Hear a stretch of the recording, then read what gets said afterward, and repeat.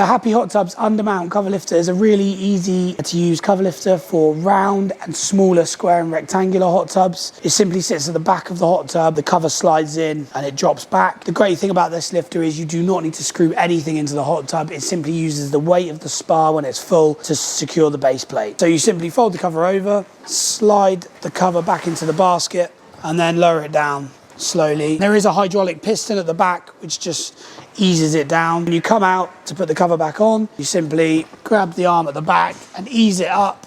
Again, the hydraulic helps.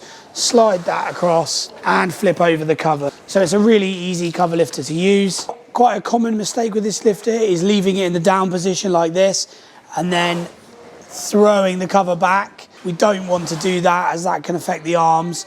You want to make sure the lifter is always up and horizontal before sliding in and then lowering it down. When the cover is being taken off, the arm needs to be horizontal, not in the down position.